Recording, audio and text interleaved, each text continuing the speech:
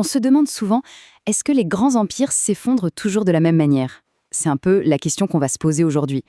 On va plonger dans l'histoire de la chute des empires pour voir ce que Rome, la Reconquista espagnole et même l'Europe d'aujourd'hui peuvent nous apprendre. L'idée, c'est de voir si le passé n'a pas encore des choses à nous dire sur notre présent. Alors, on a tous entendu cette phrase, hein? L'histoire ne se répète pas. Ok, d'accord. Mais et si c'était pas tout à fait vrai? L'analyse qu'on décortique aujourd'hui, elle propose une nuance assez, disons, troublante. Elle dit que l'histoire ne se répète peut-être pas à l'identique, mais qu'elle bégaye. Ouais, qu'elle bégaye. C'est-à-dire que les mêmes schémas, les mêmes erreurs, eh bien, ils reviennent encore et encore, juste sous un déguisement différent. Alors, pour explorer cette idée de bégaiement de l'histoire, voilà notre plan de match. D'abord, on va essayer de comprendre ce que ça veut dire concrètement. Ensuite, on va décortiquer le fameux schéma de la crise. Après ça, on va tester cette théorie avec 2 cas d'école, Rome et l'Espagne, puis on fera un saut dans le présent pour voir ce que ça donne dans l'Europe d'aujourd'hui, et on terminera avec la question qui tue, est-ce qu'on peut, oui ou non, éviter de refaire les mêmes erreurs? Allez, on attaque. On va aller droit au but. La question de fond, c'est comment est-ce qu'un empire, au sommet de sa puissance, sûr de lui, peut tout à coup basculer dans la peur et commencer à persécuter une partie de sa propre population? C'est vraiment ça qu'on va creuser. Le but ici, c'est pas juste de faire un cours d'histoire, hein. L'idée, c'est vraiment de voir si les mécanismes qui ont mené à la marginalisation de minorités par le passé, eh bien, si ces mêmes mécanismes ne pourraient pas nous aider à comprendre certaines tensions qu'on observe aujourd'hui en Europe. Et la source qu'on étudie se penche plus particulièrement sur la situation des communautés musulmanes. Bon, on en arrive à la thèse centrale de l'analyse. Et elle est assez forte. En gros, l'idée, c'est qu'il n'y a pas 1001 façons pour une société d'entrer en crise. Non. Il y aurait un seul schéma, un seul mécanisme. Un mécanisme d'exclusion qui se met en marche dès qu'une société, un empire, commence à douter de lui-même. Et pour bien saisir ce mécanisme, il y a cette phrase, citée dans la source, d'un professeur d'histoire ou signe qui résume tout parfaitement. Un empire, quand il est sûr de lui, tolère. Quand il doute, il surveille. Quand il se sent menacé, il punit. C'est limpide, non? La tolérance, en fait, ce n'est pas un signe de force, mais de confiance. Dès que cette confiance s'effrite, le doute s'installe, la peur prend le dessus, et ça mène à la surveillance, puis à la punition. Et ce mécanisme, il ne sort pas de nulle part, il suit un cheminement assez précis en plusieurs étapes, un peu comme des dominos qui tombent. Tout commence par une crise identitaire au sommet. Le pouvoir ne sait plus qui il est. Étape 2, cette crise crée de la suspicion envers les minorités, forcément. Ensuite, étape 3, on renforce le contrôle, l'administration se durcit. Après ça, on crée des lois, des statuts discriminatoires. Et la dernière étape, parfois c'est l'expulsion, une sorte de solution symbolique pour nettoyer la société. C'est ce schéma en 5 temps qu'on va maintenant mettre à l'épreuve de l'histoire. Ok, maintenant voyons si ce fameux schéma tient la route dans les faits. L'analyse nous propose un face-à-face assez fascinant entre 2 géants de l'histoire. D'un côté la Rome impériale et de l'autre l'Espagne de la Reconquista. On parle de 2 mondes, de 2 époques complètement différentes, a priori rien à voir. Et pourtant, on va voir que les parallèles sont assez bluffants. Regardez ça. D'un côté, on a Rome, un empire gigantesque qui commence à douter après des révoltes en Judée. Sa réponse, une punition collective d'une violence inouïe. Et de l'autre côté, des siècles et des siècles plus tard, on a l'Espagne. La Reconquista vient de se terminer, le pays est unifié, mais il est super fragile. Et pour construire son identité, que fait-il? Il se retourne contre ses minorités, les juifs et les musulmans, qui avaient pourtant fait sa richesse. Le message est clair, convertissez-vous ou partez.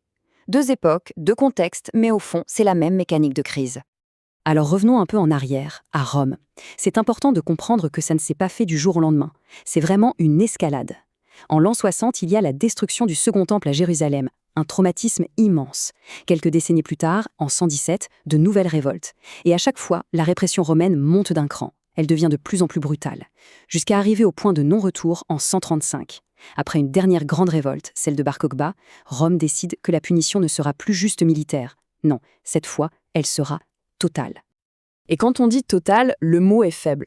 Rome ne cherche plus à gagner une guerre, elle cherche à effacer une identité. Carrément. La province de Judée est littéralement rayée de la carte. On la renomme Syria-Palestina. Jérusalem est interdite aux Juifs. On leur interdit de pratiquer leur religion. On confisque leurs terres. C'est ce que la source appelle une déjudaïsation géopolitique. Le message est on ne peut plus clair, on veut vous effacer de votre propre terre, de votre propre histoire. Et l'analyse qu'on étudie met en scène un personnage, un jeune, du nom de Yanis, qui pose une question toute simple, mais qui résume tout. Il dit « Donc en gros, Rome a puni tout un peuple pour les actions de quelques groupes. Et la réponse est oui, c'est exactement ça. C'est le principe même de la punition collective. Et c'est un mécanisme qu'on retrouve, malheureusement, très souvent dans l'histoire des empires en crise. Et cette logique folle de la punition collective, eh bien, on la retrouve des siècles après, en Espagne. Pour unifier et purifier le royaume, on décide d'expulser les Juifs, puis les musulmans. Une décision qui, avec le recul, est une pure folie autodestructrice. L'auteur de la source résume ça avec une petite phrase pleine d'humour, mise dans la bouche d'un personnage, Tonton Rachid. « Moi, je te le dis, un pays qui expulse ses cuisiniers de couscous, il est condamné. » Bon, ça fait sourire, mais derrière la boutade, il y a une vérité très profonde. En se privant de ses talents, de sa diversité, une nation se tire une balle dans le pied.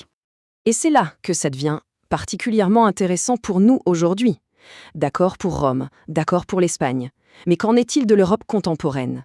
Est-ce que ce vieux schéma historique a encore quelque chose à nous dire?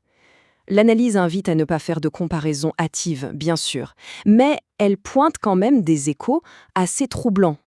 Alors attention, la source ne parle évidemment pas de punition collective ou d'expulsion aujourd'hui.